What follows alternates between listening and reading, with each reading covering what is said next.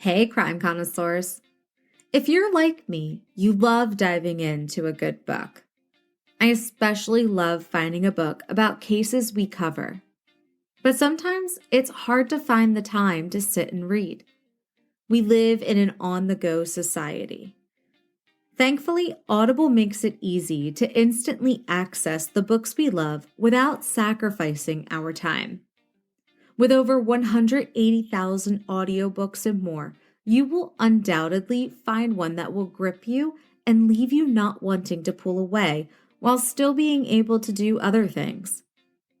You can get a free 30-day trial membership by going to audibletrial.com/ccpod to start listening to your favorite books.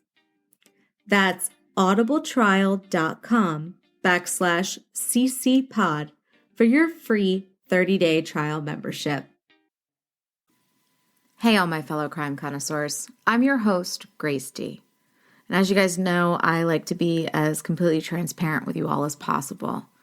So while recording this episode today and the next, 2 episodes after this, I'm going to do my absolute best to sound as normal as possible in telling you of these cases like I normally would.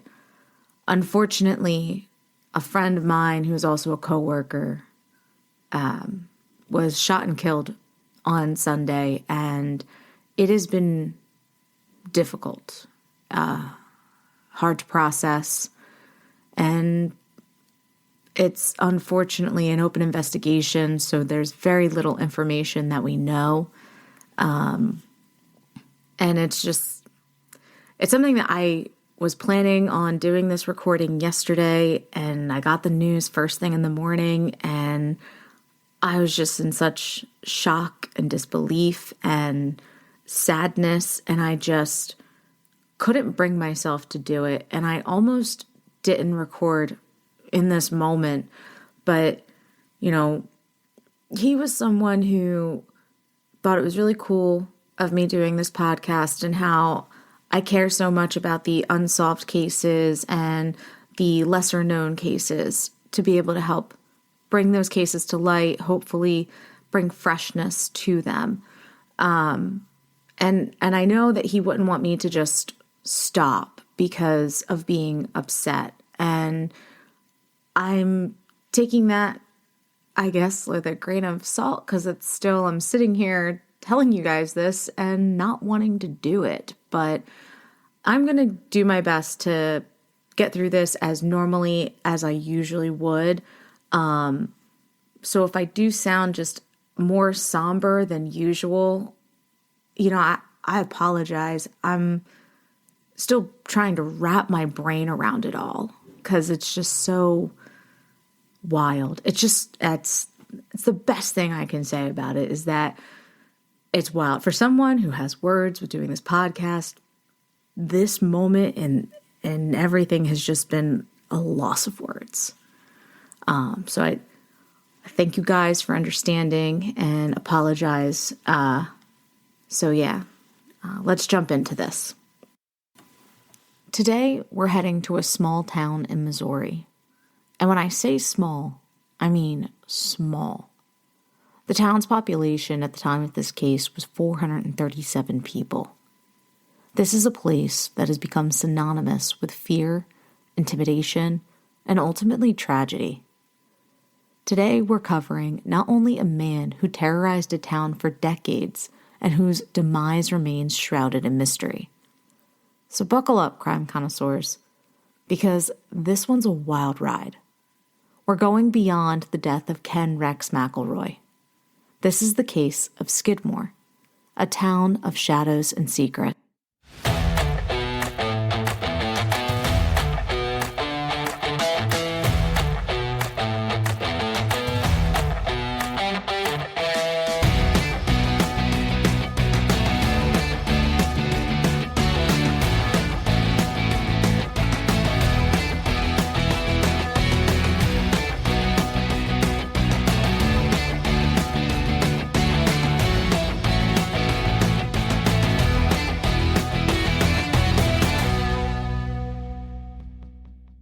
Before we get to the events of July 10th, 1981, we have to start at the beginning.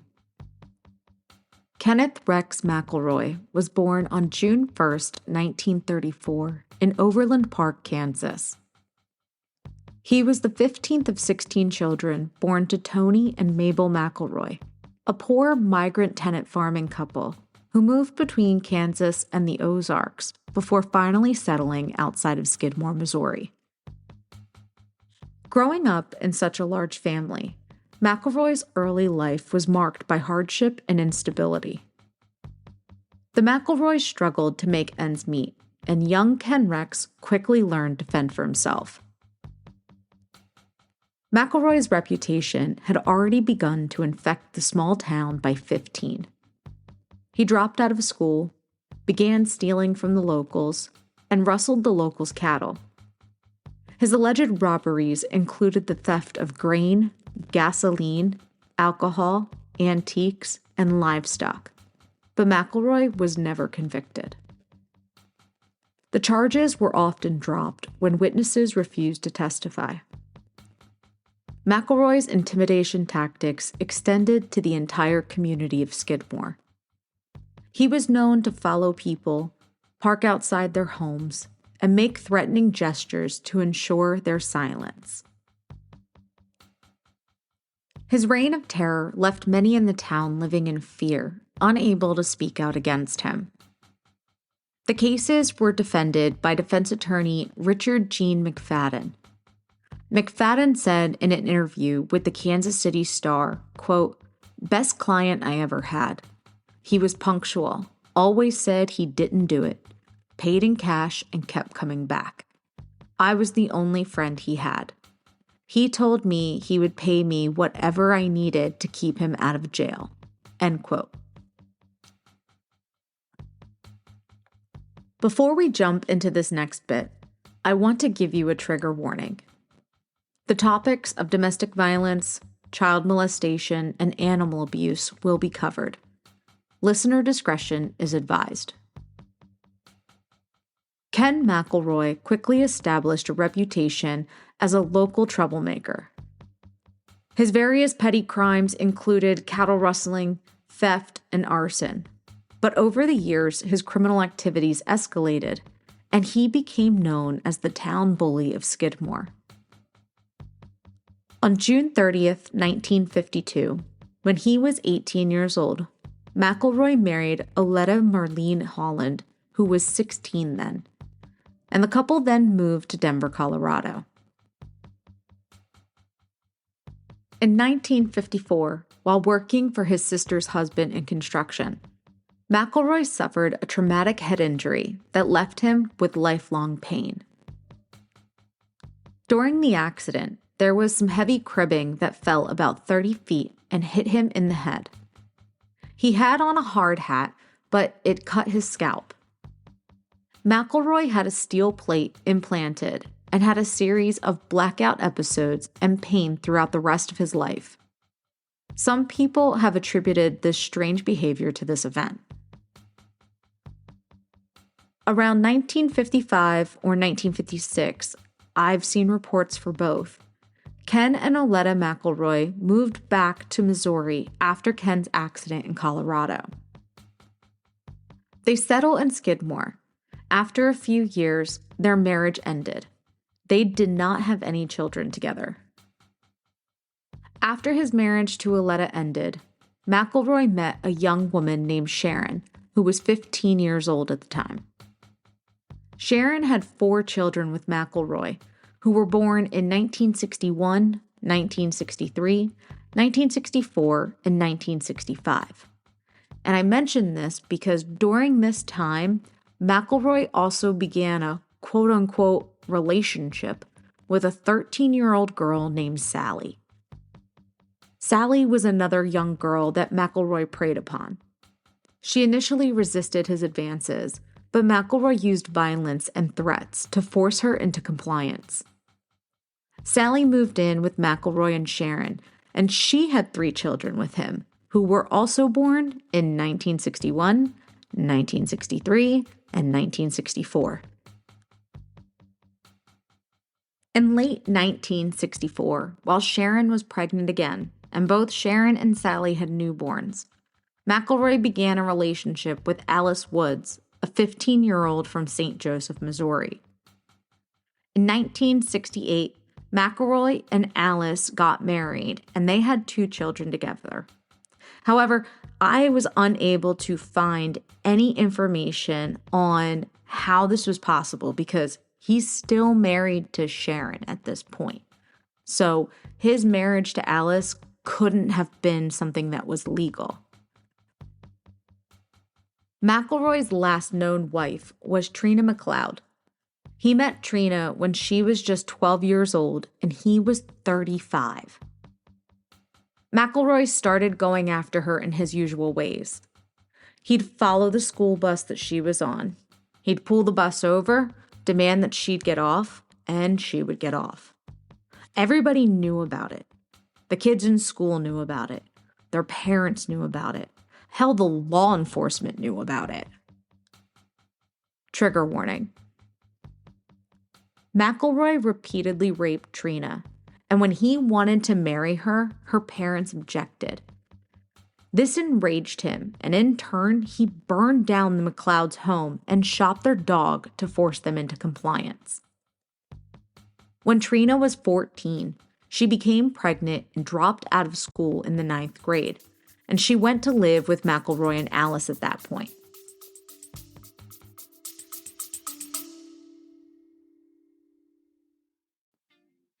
Uncover the secrets of your dog's DNA with Wisdom Panel, the world's leading canine genetics test.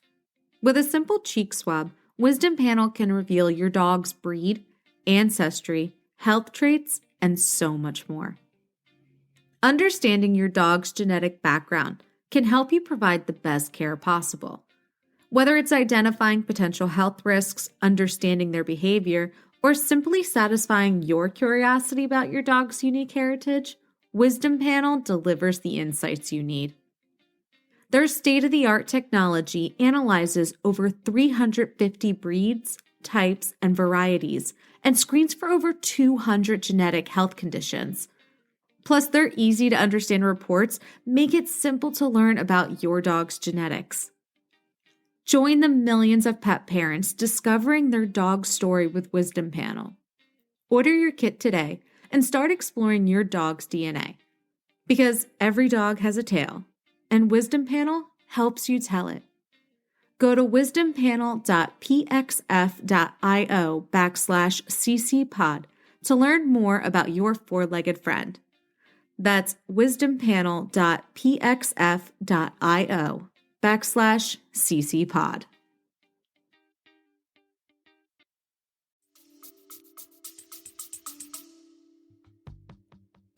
"16 days after Trina gave birth to their first child, Trina and Alice fled to Trina's parents' new home. Unfortunately, according to court records, McElroy tracked the two down and brought them back home with him. When Trina's parents were away, McElroy once again went to their home, burnt it down, and shot the McLeod's new dog. In June 1973, McElroy was indicted for arson, assault, and statutory rape. He was arrested, booked, arraigned, and released on bond for $2,500. Trina and her baby were sent to a foster home in Maryville. McElroy found out where they had been sent, and in typical McElroy fashion, he would sit outside the foster home and stare inside for hours on end.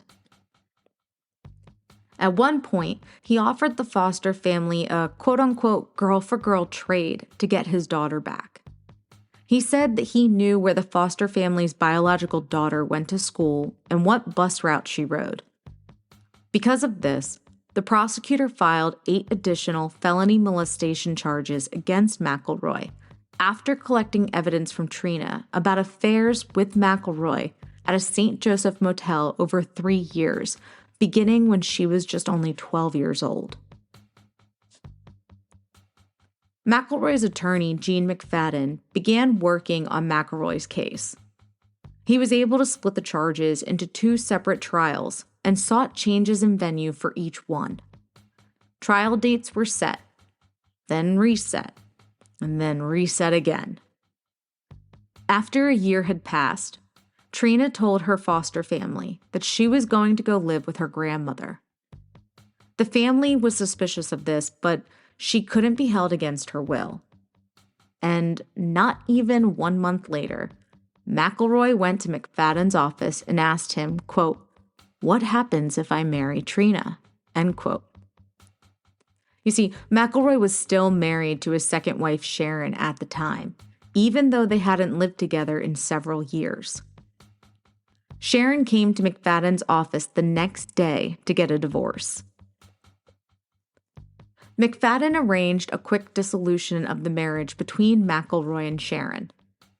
Trina was now 15 and would require a parent to sign an affidavit for her to marry McElroy. Her mother already had her home burnt down and the family dog shot and killed, so she signed the affidavit out of fear of what else McElroy would do to them if she refused again.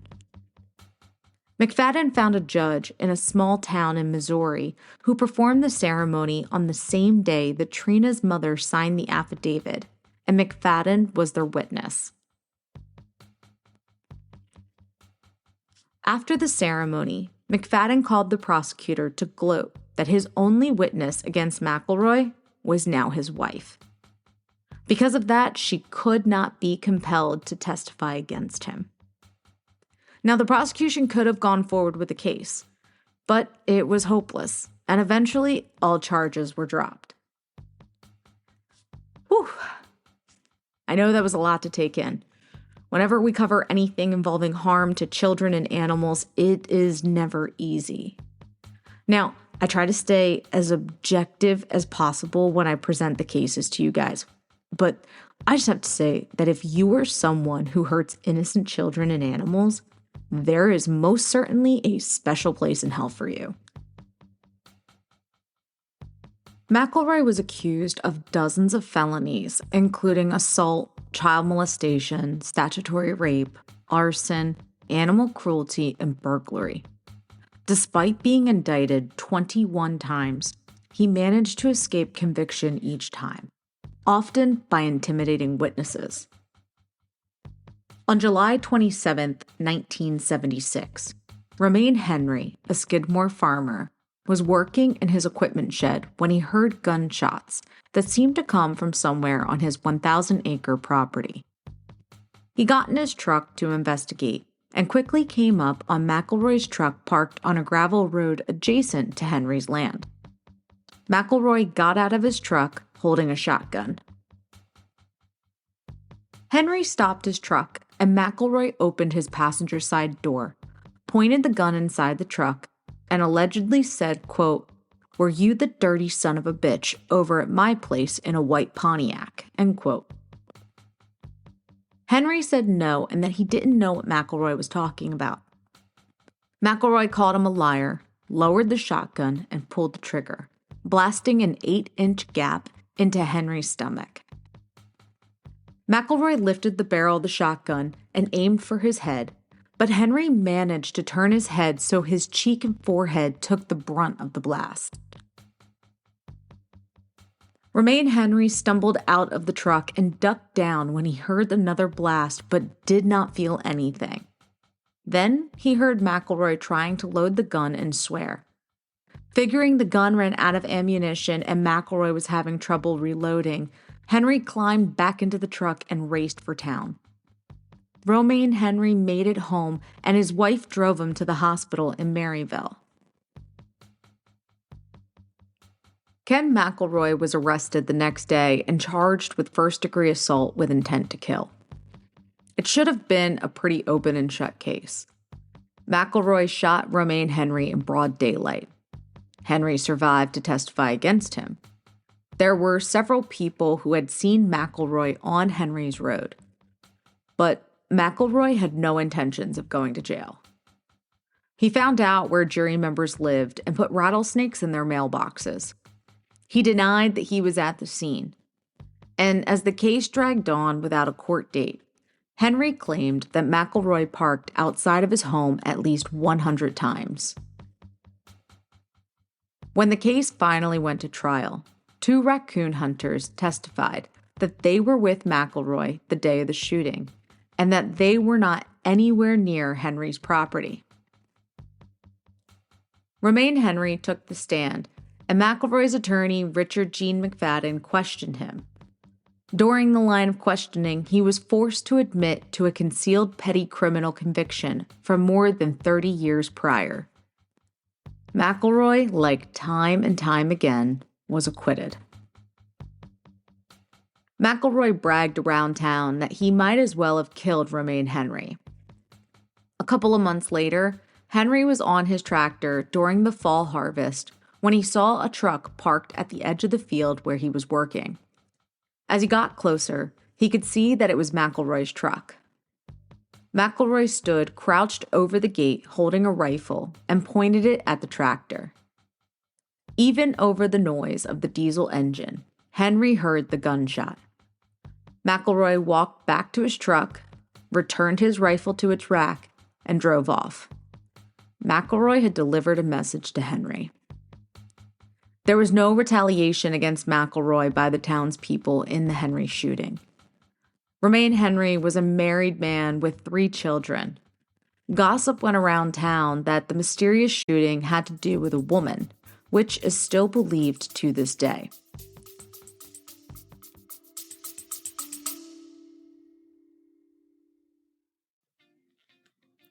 Does your furry friend deserve the best? Of course they do. That's why there's BoxDog, a seasonal box of premium products designed just for your pooch. With BoxDog, you can spoil your pet with a fun and exciting selection of high-quality items. From gourmet treats and chew toys to comfy apparel and unique accessories, BoxDog has it all. Each box is packed with hand-selected products guaranteed to wag tails and bring joy. But BoxDog isn't just about products. It's about providing a personalized experience for your pet. You can customize each box to suit your dog's specific needs and preferences, ensuring they get what they love every time. And the best part?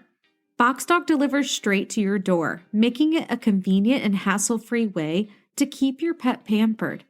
So why wait? Treat your dog to the luxury they deserve with BoxDog, because every dog deserves a box full of happiness. Order your BoxDog today. Go to boxdog.pxf.io/ccpod. That's boxdog.pxf.io/ccpod.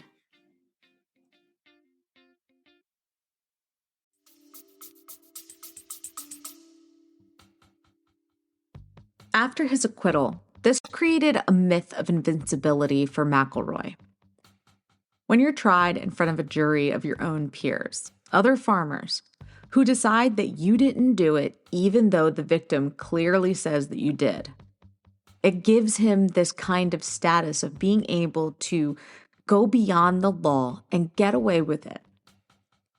One time, a farmer who caught McElroy red-handed stealing 2 horses filed charges but withdrew them after McElroy smashed him across the face with a rifle. The closest police station to Skidmore was 14 miles away, so if there was any real trouble, it took a while for police officers to show up. The mayor decided that it might be a good idea to have someone in town with a badge and a gun. So the town hired a marshal to patrol Skidmore and hopefully watch over McElroy. It didn't take long for McElroy to threaten the marshal, David Dunbar, with a gun. Dunbar called the sheriff's department for backup, but couldn't get any help. Officers told him that they weren't coming and that he should just remain calm and walk away. Police also felt the wrath of McElroy. One night, after now retired Missouri State Highway Patrol Trooper Dan Boyer pulled a speeding truck over, Boyer came face to face with Ken Rex McElroy. Boyer told A&E True Crime, quote, "I had my service weapon drawn. and I wouldn't have been the least bit surprised if he tried to do something. His eyes just really put you in defense mode. He really looked like a mean person," end quote. A few days later, a pickup truck appeared outside of Boyer's remote country house in the early morning hours. It cruised up the street, returned to the home, and just sat there for 20 seconds, according to Boyer. He added that he couldn't prove it was McElroy, but just in case it was him, Boyer waited behind a tree with his shotgun. Now, one of the most notorious incidents for McElroy involved the shooting of a 70-year-old grocery store owner, Ernest Bo Bowenkamp, in 1980. On April 25, 1980, several of the McElroy children went to the B&B grocery store. One of McElroy's children got into an argument with Evelyn Sumi, a clerk at the store, and Lois Bowenkamp, Bo's wife. The argument was over a misunderstanding about a 10-cent piece of candy and whether or not it had been paid for yet, as the younger child had begun walking out of the store with it. Lois and Bo tried to resolve the disagreement by simply talking things over, but that tactic wouldn't work with the McElroy family. One of the teenage children swore that she and her family would never shop at B&B again, and Lois said that they were no longer welcome in the store. And if you guessed that McElroy would not take this incident with his children too kindly, then you're spot on. About 20 minutes later, McElroy and Trina arrived at the store, ready to fight. McElroy entered the store with a pocket knife in his hand, and Trina came right in behind him, spouting all sorts of obscenities at Lois and threatening to fight her. Bowenkamp tried to explain what had happened and said that no one had accused the young child of stealing, but the older girl got all flustered when the clerk pointed out that the candy hadn't been paid for yet. McElroy and Trina seemed to calm down after this, and he asked for a pack of Camels. But Bo Bowenkamp, who had a stubborn streak, declined and stated that the McElroy family was no longer welcome in the store. Now, mind you, B&B was the only grocery store in the town. As you can imagine, this did not go over well. McElroy sat in his truck outside the store and stared inside that evening. After closing, the Bowenkamps went to their home located on the edge of town. When they arrived home, they found McElroy's truck driving past their home over and over. Lois called a deputy sheriff that she knew to report what was happening. The deputy told her, "Don't worry about it, he won't do anything."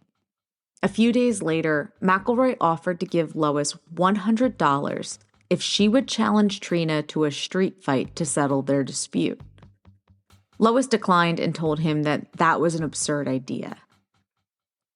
Well, the next day, McElroy and Trina stood outside the Bowenkamps' home as if they were waiting for Lois to come out and fight.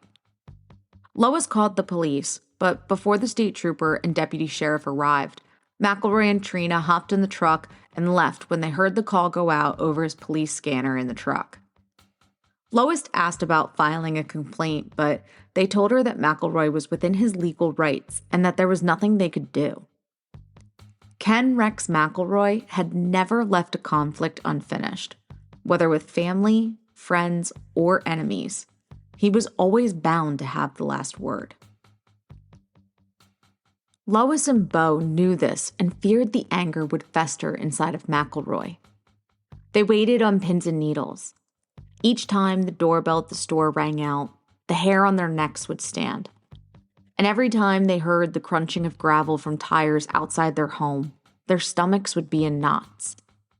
They knew that at some point, Ken McElroy would explode. On the night of May 29th, a month after the candy incident, McElroy and Trina once again parked outside the Bowenkamp residence. As Lois watched through a window, McElroy walked to the front of the truck holding a shotgun.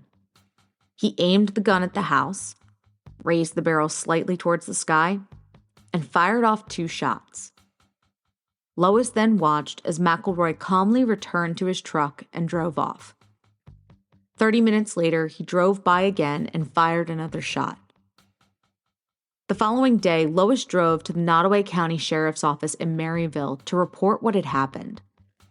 Sheriff Roger Cronk spoke with Lois and told her that he would file a report to be reviewed by the county prosecutor. He also advised that the couple should keep an eye on McElroy. Cronk never filed the report. He never interviewed Ken McElroy. He did not seek out any witnesses. He did nothing.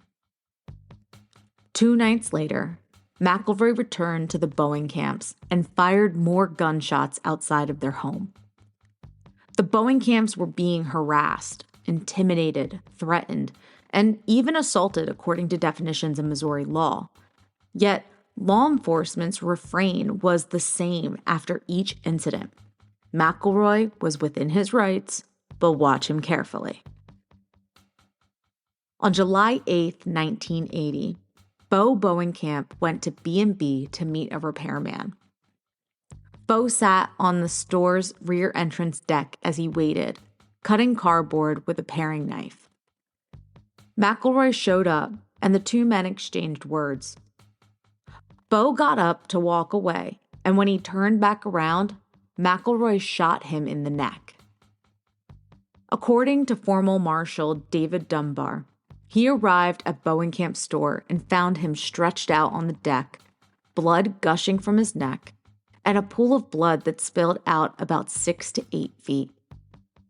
Dunbar said that Bowenkamp was gurgling and trying to tell him who had shot him. Now, amazingly, Bo Bowenkamp survived. When the call went out, State Police Corporal Richard Stratton, also known as Sarge, was ready. Stratton knew McElroy from a previous stop when McElroy threatened him with a shotgun. Anticipating McElroy's usual moves, Stratton waited on a back road near the Kansas border, and his hunch paid off. McElroy found himself handcuffed and charged with assault. Shortly after the incident, Stratton's wife Margaret was headed to church when she saw a strange truck in the driveway. A man, who turned out to be McElroy, had pointed a shotgun at her. Margaret told A&E True Crime, quote, "I didn't know what to do. I got in the car and was shaking so bad," end quote. She mustered strength and put the car in reverse. McElroy began backing out too, and then tailed Margaret until she radioed Sarge and squad cars had arrived. Quote, "I think he treated the whole town of Skidmore that way. Didn't feel brave. But it got to the point that it made me mad," end quote. According to Harry McLean's book In Broad Daylight, Richard Stratton was the only lawman that McElroy feared and respected. Stratton had had several encounters with the Skidmore man, including one where McElroy threatened him with a shotgun. Stratton spent a lot of time keeping track of McElroy's whereabouts. Stratton was so popular in Nottoway County because of his reputation as a tough cop who could be capable of taking out McElroy. McLean wrote, quote, "When word spread in Nottoway County in 1973 that the patrol was transferring Stratton from Maryville to St. Joseph, people protested. Residents circulated petitions at gas stations, taverns, fertilizer stores, auctions, and door-to-door," end quote. Many wanted Stratton to run for sheriff. After his arrest in Nottoway County, McElroy was eventually tried by a Harrison County jury of assault for shooting Ernest Bo Bowenkamp in the neck. The trial was held in Bethany on a change of venue, drawing a large crowd of interested spectators from Nottoway County who hoped that McElroy would finally face justice. Bo Bowenkamp spent 10 days in the hospital for the gunshot wound to his neck. Over the weeks, McElroy continued to intimidate him. When a minister went to comfort the Bowenkamps, he began receiving threatening phone calls. The minister knew that the man on the other end of the phone was Ken McElroy, giving him a message of mind your own business. McElroy's plan was to isolate his victims and cut them off from the sympathy of others with his intimidation tactics. The Bowenkamp's isolation reached a point where Lois wrote to the governor, attorney general, and state legislators begging them to intervene. She wrote, quote, "Are we to live in fear for the rest of our lives? Please help us see justice done," end quote. McElroy began telling people that Bowenkamp had brandished a butcher knife and that he shot him in self-defense. However, this scenario didn't make sense to the townspeople. While Bo Bowenkamp was stubborn, he was docile, a harmless man. Bo admitted to holding a knife when he was shot, but it was the paring knife that he was in the middle of using to cut up cardboard. McElroy's intimidation didn't stop with the Bowenkamps and the minister. One night, he confronted David Dunbar, the town marshal, who made about $240 a month. He asked Dunbar whether he would testify against him in the Bowenkamp case, and Dunbar told him that he might have to. To which McElroy replied, quote, "I'll kill anybody who put me in jail," end quote. McElroy then pulled out a shotgun from his truck and pointed it at Dunbar. He was able to calm McElroy down and get to his car, where he radioed the sheriff's office to let them know what was happening. Dunbar received their response, quote, "Don't provoke him. Nothing we can do. Keep an eye on him," end quote. When the Skidmore Town Hall opened for business that Monday morning, David Dunbar walked in and turned in his badge. He was a family man, and he decided that he would not jeopardize his life for a job that paid him less than $3,000 a year, especially if the county authorities were not going to help support him.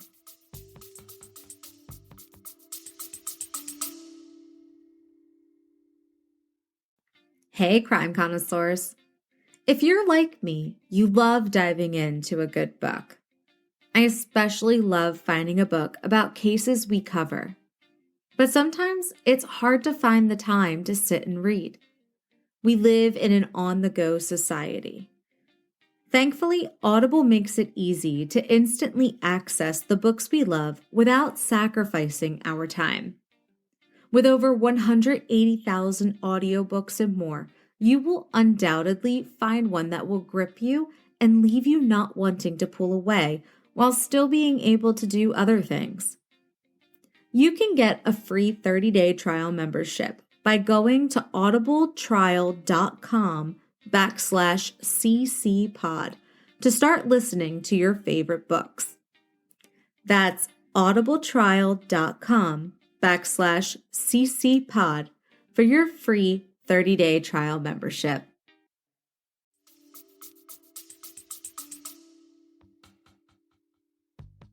The trial began in the spring of 1981.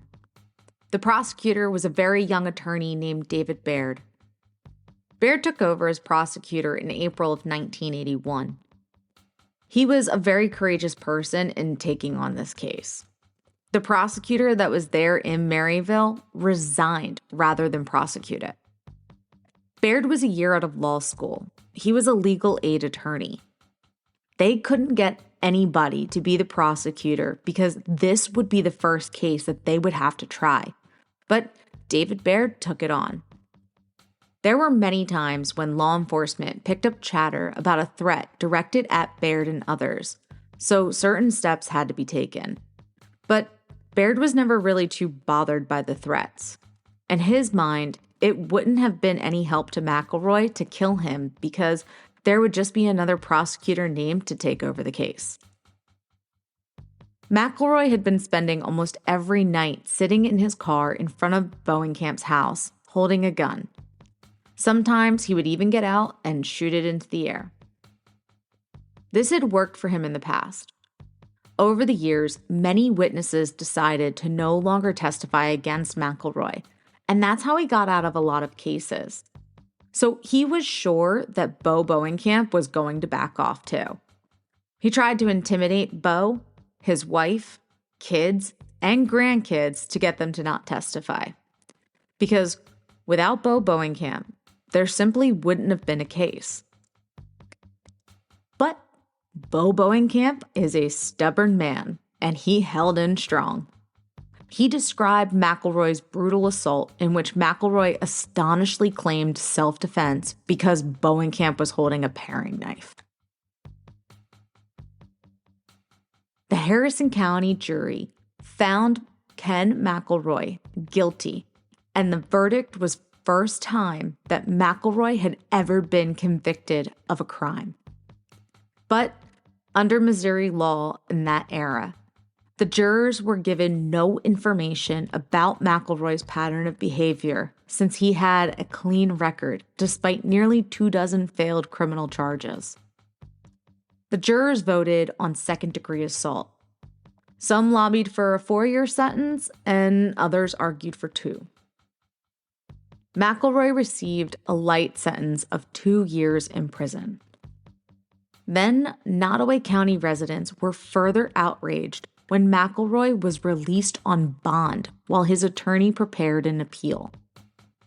At this point, the town lost complete faith in the justice system to protect them from the terror of McElroy. The sheriffs had failed. The DA had failed. The judges had failed. And they had all the incidents in the world to believe that the law had failed utterly and it was him against them, and that they were going to have to protect themselves if they wanted to survive. 4 days after being released at a post-trial hearing, Ken McElroy went to the D&G Tavern, named for its owners Del and Greg Clement, a local bar, with an M1 assault rifle with a bayonet attached. Now, this was a clear violation of the terms of his bond.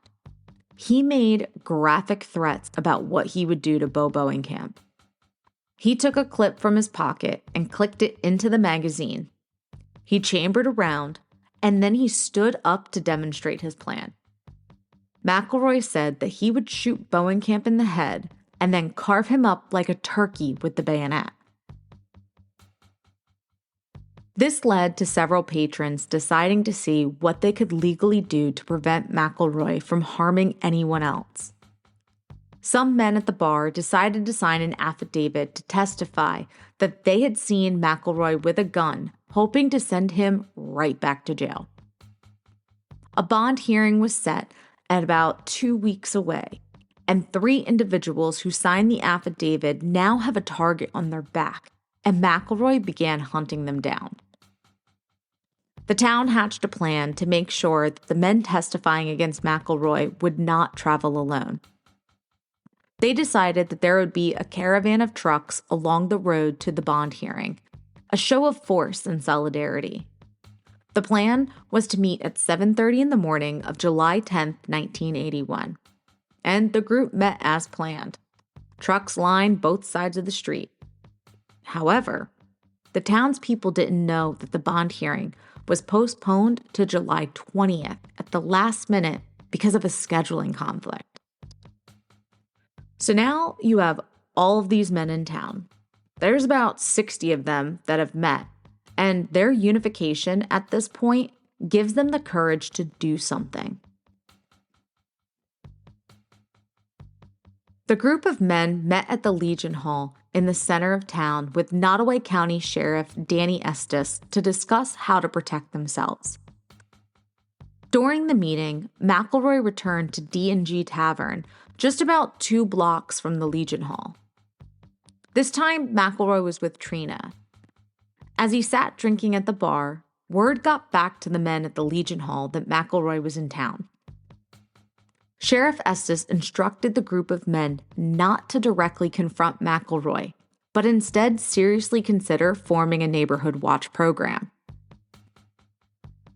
Estes then drove out of town in his police cruiser back to the Nottoway County Sheriff's Office in Maryville.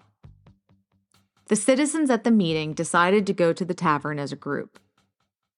The bar quickly filled to capacity after that. When McElroy was finished his drinks, he purchased a 6-pack of beer, left the bar, and got into his truck. As McElroy and Trina were leaving the bar, the crowd followed behind them. Trina got in the passenger seat, and McElroy got behind the wheel, started the engine, and took out a cigarette. Before McElroy could light his cigarette, several shots were fired at the driver's seat. Ken Rex McElroy was shot multiple times by 2 different guns. One, a centerfire rifle, and the other was a .22 caliber rimfire rifle. Thankfully, Trina was unharmed during the fiasco. Trina claimed to have turned over her shoulder and saw Del Clement pull a rifle from the back of the truck and take aim at McElroy. And then shots were fired, shattering the truck's windows. Trina reportedly dove from her side of the vehicle onto the street and was picked up by a man named Jack Clement and walked toward the bank for safety. When McElroy got shot, his foot froze on the gas pedal. So the engine was just going and going and going, maxed out, and it started smoking. And then finally, the engine blew, and it was just silence. The shots came from roughly behind him, so he wouldn't have seen the shooter. Bullet casings from the 2 different guns were found. No one called for help. Everyone started to disperse and go about their day and cleared the street. Ken McElroy, at the age of 47, remained in the truck, shot dead, for 45 minutes. After Trina got to the bank, she called one of McElroy's brothers, who called the sheriff. Trina was afraid that she was going to be killed next. Prosecutor Baird received news later that afternoon that someone had been shot in Skidmore. At first, his initial thought was that McElroy had shot someone else, not that someone had shot him. When describing the events of July 10, 1981, Kirby Gosley told the producers of No One Saw a Thing, quote, "Of course, there was a little blood and a few teeth and stuff lying around. My brother went around and picked up his teeth. Then, the people started coming out of the pool hall and everybody left town," end quote. Everyone cleared the street. People either went inside or left town. The truck was left just sitting there in the street with McElroy dead inside. Cheryl Bowenkamp, Bo's daughter, told the producers of No One Saw a Thing, quote, "I went across the street to make sure there was a sheet up over his head. And of course, then everybody went back about their business. And then somebody stopped, opened the door of the store, and said, 'It's over. You can sleep tonight. Now just stand behind us,' end quote. There were roughly 46 potential witnesses, including Trina herself, to the death of Ken McElroy. Every witness said they either were unable to identify the shooter or claimed to have not seen who fired the fatal shots, including the man who helped Trina as she scrambled out of the truck screaming and covered in blood. A task force of 23 officers from 6 law enforcement agencies in northwest Missouri were called to Skidmore. They compiled a list of 35 men who were at the scene of the shooting. No one would talk. Gary Howard, a Missouri sheriff assigned to the task force, told reporters, quote, "We had 35 leads, and 35 leads saw nothing and heard nothing," end quote. A telephone hotline was set up for tips. No one called except for the media. On July 20th, 6 days after Ken McElroy was buried, the task force turned over its evidence to Nottoway County Prosecutor Baird. Baird and Sheriff Estes convened a coroner's inquest with a 6-person jury of county residents the following day. Jurors heard evidence from law officials, Trina McElroy, and several men who were at the scene of the shooting, including Postmaster Jim Hartman, Skidmore Mayor Steve Peter, and Red Smith, the bartender at D&G. The grand jury ruled that McElroy died from bullets fired by a person or persons unknown. It issued no arrest warrant because of insufficient evidence. 3 weeks later, a state grand jury was impaneled, and they met for 15 sessions over an ensuing 5 weeks. The 12 jurors heard from the same witnesses as the county panel, as well as Sheriff Estes and Romaine Henry and Bo Bowenkamp, the 2 men McElroy had been accused of shooting. The state grand jury also heard from Del Clements, the man who Trina named as one of the shooters. From the beginning, Trina told authorities that she saw Del holding the rifle as she got out of the truck in the moments after the shooting. The jury heard forensic evidence about McElroy's wounds, indicating that he was hit by at least one .22 caliber bullet and another from an 8mm rifle. This confirmed the evidence of the shell casings found at the scene. The location of the casings and the forensic evidence indicated that one of the shooters was positioned in the spot where Trina said she saw Del. On September 25th, the grand jury ended its investigation with no indictment. Even though Trina identified Del Clement as the shooter in both grand juries, no other witnesses could or would corroborate that identification, and the jurors apparently judged that her testimony alone was insufficient to bring an indictment. The DA declined to press charges, and an extensive federal investigation did not lead to any charges either. A Missouri-based journalist, Steve Boer, described the attitude of some of the townspeople as that of, quote, "he needed killing," end quote. The U.S. Justice Department ordered an FBI investigation. Agents interviewed witnesses once again that winter, and in the spring of 1982, a federal grand jury heard testimony from the same witnesses. That September, the federal investigation ended without an indictment. However, the feds announced that they had turned over important new evidence to Prosecutor Baird. He reviewed the information, but was not impressed with its findings. Baird announced, quote, "After careful consideration and evaluation, I have determined that there is not current sufficient evidence with which to establish guilt beyond a reasonable doubt," end quote. On July 9, 1984, just 1 day shy of the 3rd anniversary of the shooting, Trina McElroy filed a $5 million wrongful death lawsuit against the town of Skidmore, County of Nottoway, Sheriff Danny Estes, Mayor of Skidmore Steve Peter, and Del Clement, whom Trina accused of being the shooter but was never charged. All parties later settled the case outside of court, with the county paying $12,600, Skidmore paying $2,000, and Del Clement paying $3,000 for a total of $17,600, with no one admitting guilt. The stated reason for settling was to avoid costly legal fees should the suit proceed. The community's reaction to Trina after McElroy's death was complex. While some have sympathized with her predicament, others viewed her with suspicion and resentment. Trina had been a key figure in McElroy's life and, by extension, his criminal activities.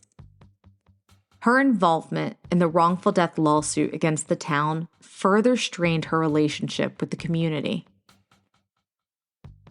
Trina remarried to Kenneth Howard Williams in 1983 and then moved to Lebanon, Missouri, attempting to move on from the traumatic events of her past. She lived a relatively quiet life after that. On January 24, 2012, on her 55th birthday, Trina passed away at her daughter's home near Conway, Missouri after battling cancer. Her obituary made no mention of her time with Ken Rex McElroy. Despite the notoriety of her first marriage, Trina sought to distance herself from the shadow of McElroy's crimes and the violent end that he met. There have been theories about who killed Ken Rex McElroy, but none have been confirmed. Many believe that his death was the result of vigilante justice carried out by the townspeople who had suffered under his reign of terror for years. One theory suggests that several townspeople conspired together to end McElroy's life, coordinating their actions to ensure that not one single person could be held responsible. Another theory is that the shooters were individuals who had been directly threatened or harmed by McElroy and saw his death as the only way to protect themselves and their families. Some speculate that law enforcement may have turned a blind eye to the killing, viewing it as a form of rough justice for a man who had repeatedly evaded the legal system. Despite the numerous witnesses present at the scene, the code of silence among the townspeople has held firm, and no one has ever been charged in connection with McElroy's death. While no official suspects were named in the investigation, several individuals were rumored to have been involved. These included local farmers and townspeople who had been directly affected by McElroy's crimes. However, due to the collective silence of the witnesses, no concrete evidence has ever surfaced to identify the shooters either. Ken Rex McElroy had numerous children from his various relationships. The feelings of his children about their father and his unsolved murder are complex and varied. Some of his children, particularly those who were very young at the time of his death, may not have fully understood the extent of his criminal activities. Others who were more aware likely had mixed feelings about their father. Living under the shadow of McElroy's notorious reputation and the unresolved nature of his murder undoubtedly had a profound impact on his children. They grew up in a community that had been terrorized by their father and then witnessed his violent death. The stigma of being associated with McElroy likely affected their relationship and opportunities within the community. Harry McLean, author of the book on the case titled In Broad Daylight, spent some time with Del Clement during his years researching his book and describes Clement as a, quote, short man with a chip on his shoulder and a hot temper, wore a cowboy hat and drank heavily, end quote. In regards to the shooting, McLean describes Clement saying, quote, it wasn't hard to imagine him jerking the gun from his pickup in a burst of anger and opening up on the large black head on the other side of the rear window of the pickup, end quote. McLean also says that in the years that he spent researching, he never heard another name seriously mentioned as the shooter besides Del Clement. In 2009, Del passed away, and up until his death, he continued to deny any role in the killing. In a blog entry dated September 15, 2009, McLean wrote, quote, there has been no prosecution in the death of Ken Rex McElroy. Some of the witnesses of the crime left town, and as time wore on, a few of them died. The only hope for solving the crime seemed to be that one of the witnesses, or maybe one of the killers, would confess on his deathbed in order to clear his conscience. Such evidence is allowed into courts of law as an exception to the hearsay rule on the theory that someone on his deathbed would have no reason to lie. Del Clement died of liver disease last spring. He always denied any role in the killing. Dying of sclerosis of the liver is a slow process. It allows the person time to reflect on his life to prepare to meet his maker.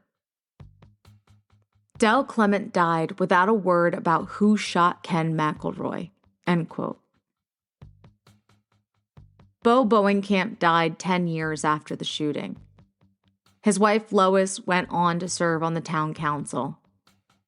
Over the years, she had been the Skidmore resident to whom reporters have been able to turn to for a quote about the McElroy shooting. Her comments typically consisted of, "The town is well rid of him. Justice is served." Lois continued to harbor resentment that the criminal justice system failed her family and town. She told the Kansas City Star in 2001, quote, "If they had done something to tell him he could not keep violating other persons' rights, it might have made a difference. I still don't think there was any sense in it having to go as far as it did, and nobody else would have been put in jeopardy," end quote. The story of Ken Rex McElroy has been the subject of numerous books, documentaries, and articles, including the acclaimed book In Broad Daylight by Harry McLean that was also created into a made-for-TV movie. The small town will forever be linked to and tainted by the murder of Ken McElroy. The population has declined from 437 at the time of the murder to 245 people, according to the 2020 census records. The case continues to captivate and haunt those who hear it, serving as a stark reminder of the lengths to which a community might go to protect itself from a relentless bully. But at what cost did the small town of Skidmore have to pay for their silence? There's a saying that the sins of the father are the debt the son must pay. Is this true for Skidmore? You see, after McElroy's murder, life was not smooth sailing for the folks of Skidmore. Instead, there were several awful tragedies and unanswered questions. Some people believe this is because the community took action into their own hands and remained silent about who was truly responsible for McElroy's death. Some feel that Skidmore is cursed because of their actions and silence from 1981. And some believe it's just a sad, unfortunate coincidence. If you think the case of Skidmore is done, let me fill you in on something. This is just the beginning. Come back next week for part 2, as we uncover more shadows and secrets in the small town of Skidmore, Missouri. You can find Crime Connoisseurs wherever you listen to your podcasts. Please follow, subscribe, and leave a review. Be sure to follow us on social media at Crime Connoisseurs for updates and bonus content. As always, thank you all so much for listening. In the meantime, keep it classy, connoisseurs, and I'll catch you on the next case.